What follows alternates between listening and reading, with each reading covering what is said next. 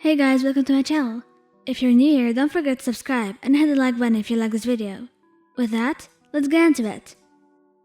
The city of Musatafo moved as sluggishly as possible for a city of its size and caliber.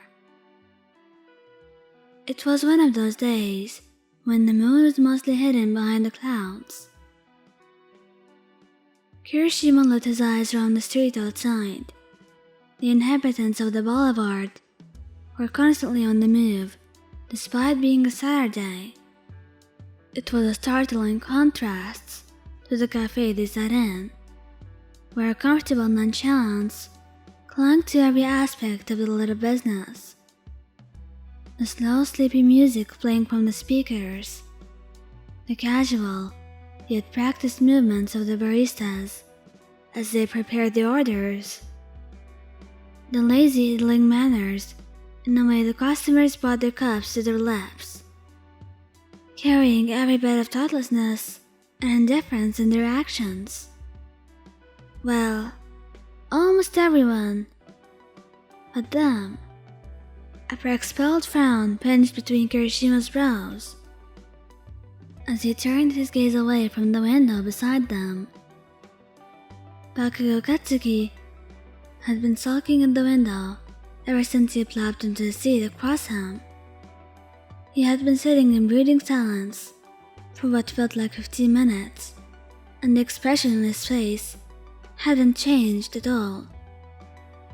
If there were any changes, it was only that his scowl grew bigger. As much as I like hanging out with you, I have to say, this is getting kinda weird. What's up, man?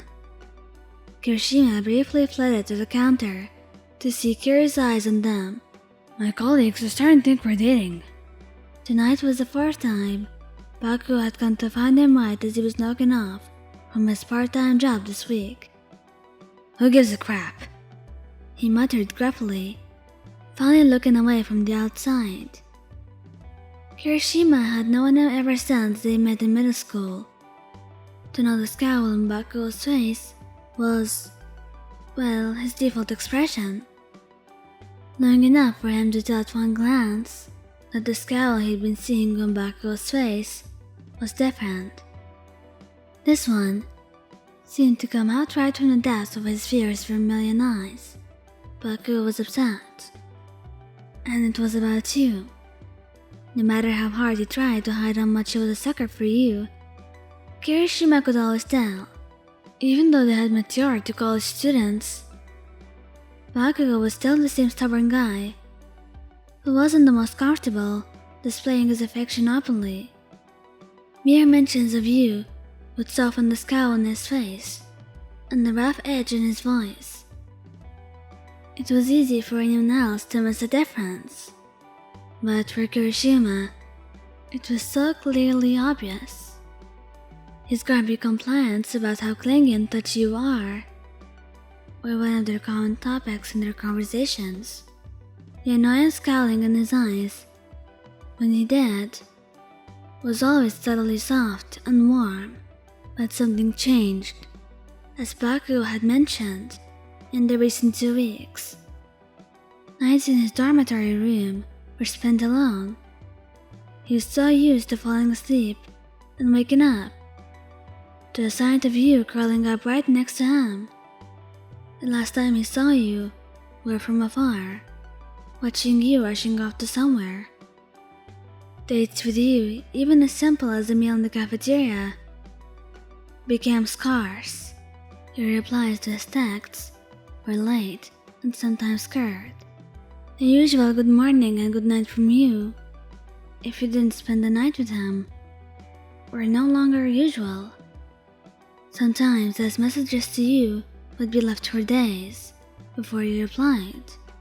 The tone Bakugou used to tell him about all these strange distances between them was nonchalant, but the scowl on his face told Kirishima a different story. Kirishima tried to think of something to say, but all he could think of, in the end, was the same thing he'd been saying ever since Bakugou shared his problem with him. Stop worrying, man. Maybe she's just busy. Bakugou's face carried the carefully blanked expression as he raised his eyes to meet Kirishima's. Or maybe she's losing interest in me. Time's cap. His arm was tucked between his pillow and his hat, as his other held his phone to his face. Vermilion eyes stared blankly at the quiet chat room he shared with you, particularly fixated on your last reply to him. 2 days ago. A gloom hung over his gaze. These days were like the dreary seasons of dull, grey monsoons. The hopeful morning sun filtering into his room through the wooden window lines above him with a startling contrast, and so was the lively laughter ringing out from the basketball court somewhere near the dormitory blocks. Probably some idiots shoving snow at each other's faces, Bakugou thought seethingly, as he clicked his tongue in annoyance at a particular spike of volume in the ruckus downstairs. It was Saturday, and the morning was already... His eyes lit to the time written in the corner of his screen, halfway to noon. A quiet sigh left him. Like on Saturdays, he should be on the way to meet you for your usual brunch, except things weren't quite usual anymore. Bakugou released another sigh as he let his phone fall away from his face, along with his raised arm landing on the bed under him with a muffled plop. His forehead ridged with a scowl. Just how did he mess things up?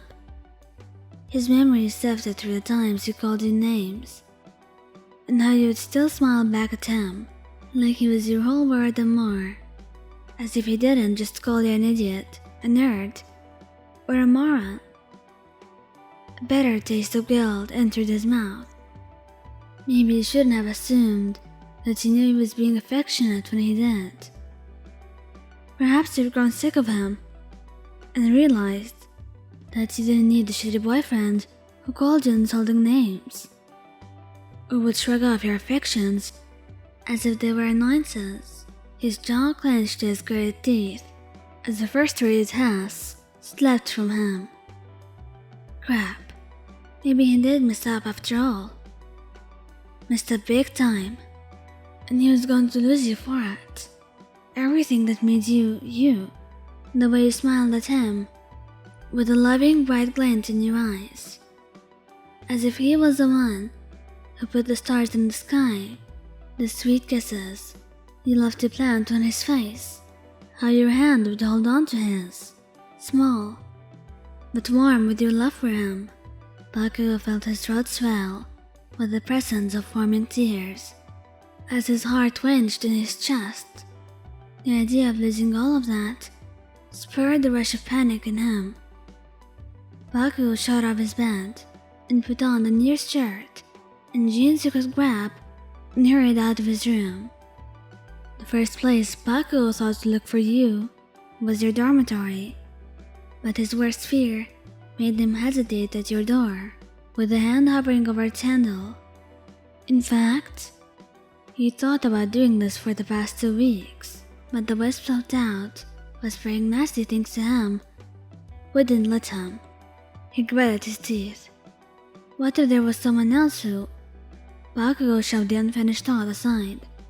It was unbearable to even think about the possibility. His scowling gaze snapped to his hesitating hand, and his lips instantly curled into a sneer, to a spark of irritation within him. What's up with him? He was starting to remind himself of Deku, hesitating outside doors, twiddling his thumbs like a wimp. He was Bakugou Katsuki, and he should be announcing his arrival by bursting through one. Man, he thought you could finally enjoy a good night's sleep after countless of sleepless nights, but no. Earth wouldn't let you have this. The heater just had to break down at an ungodly hour when you were still trudging through the last thesis for your project, and you could find no other alternative places. Bakugou came across your mind, but again, It was crazy late, or more accurately, early, to budge into your boyfriend's room. Like every other night, you'd been tirelessly working on it, so you could finally submit the project you'd been assigned since 2 weeks ago. It was the infamous final year project, the one you've dreaded since you heard about it from your seniors, dubbed as the project from hell. And indeed, it was a project from hell. It seemed to suck out to your very soul, the exhaustion weighing you down, that even lifting your head off your pillow was such a struggle. With the broken heater sitting uselessly in your room, you'd spend the whole night wrapped in your blanket, with the lingering winter chill prickling at your skin.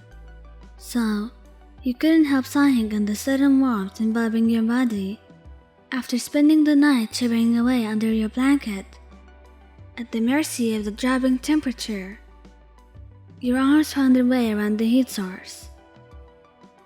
You didn't see the tender curl of his lips when you sighed blissfully and nuzzled into his chest, or the softening glint in his usual fierce edge held in his vermilion eyes. It was like nestling inside a warm cocoon that breathed. What rather who greeted you, lifted you right out of your morning grogginess, and struck you with an overwhelming barrage of emotions. Katsuki! You missed him so much, along with how the shadows and sunlight filtering in from behind, you fell across and highlighted his chiseled profile. There was something about the way his intense eyes looked down at you, with his head leaning against an arm. The sight gave your heart a fluttery squeeze. You weren't sure why Bakugou looked so strikingly handsome like this. Maybe it was because you haven't seen him in a while. When did you come in here? Words started to pour out of your mouth. You have always wanted to vent and rant about the dumb project to Bakugou. So, there was too much you wanted to say. Oh my god, you have no idea how much busy I was these 3 weeks.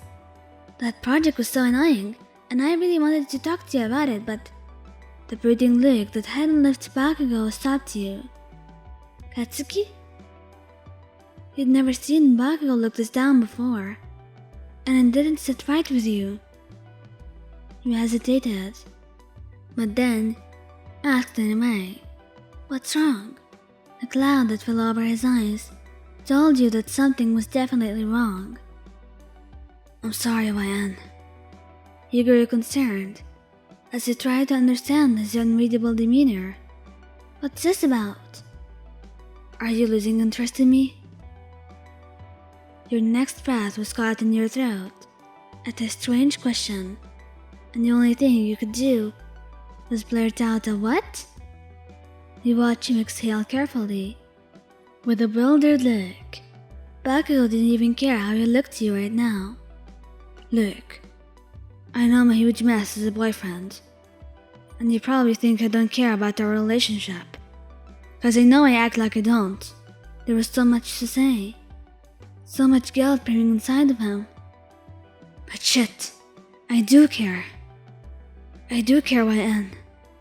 I really care about you." He was desperate. He didn't want to lose you. He couldn't.